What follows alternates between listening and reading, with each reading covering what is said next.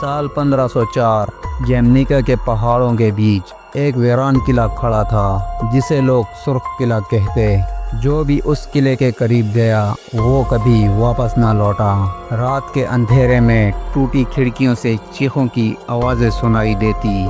सदियों पहले एक जालिम बादशाह यहाँ रहता था, मगर मरने से पहले एक जादूगरनी ने उसे बद्दुआ दी। जब खून का चांद निकलेगा तो तू हर 100 साल बाद जिंदा होगा और अपनी प्यास बुझाने के लिए अपने ही लोगों का खून पिएगा। लोग उसे महज कहानी समझते थे, लेकिन फिर एक रात आसमान पर खून का चांद उभरा और सब कुछ बदल गया। आसमान लाल रोशनी में खून जैसा दिख रहा था। गांव के सब लोग चर्च में पनाह लिए बैठे थे। डर और खौफ इनके चेहरों पर लिखा था, मगर एक नौजवान सिपाही मार्को ने फैसला किया वो सच्चाई जानेगा। वो सलेब और तलवार के साथ सुर्ख किले की तरफ निकल पड़ा। जैसे ही वो किले के हाल में दाखिल हुआ, ज़मीन लरजने लगी। पत्थरों के बीच से एक हड्डियों का ढांचा उभरा और लम्हा ब लम्हा इस पर गोश्त चढ़ने लगा। वही जालिम बादशाह दोबारा जिंदा हो गया, मगर अब वो इंसान नहीं बल्कि एक आदमखोर था। इसकी आंखें अंगारों की तरह जल रही थी।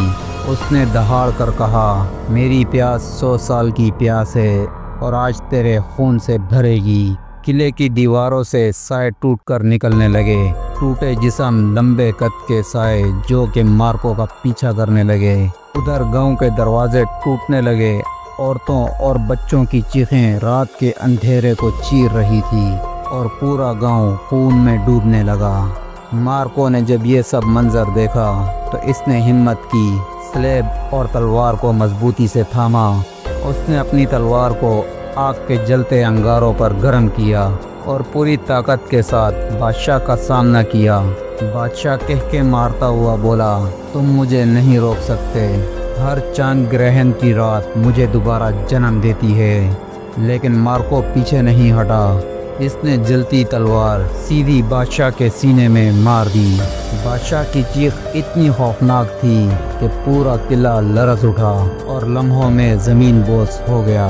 सबने समझा लानत ख़त्म हो गई। लोग चर्च से निकले और शुक्राने के गीत गाने लगे।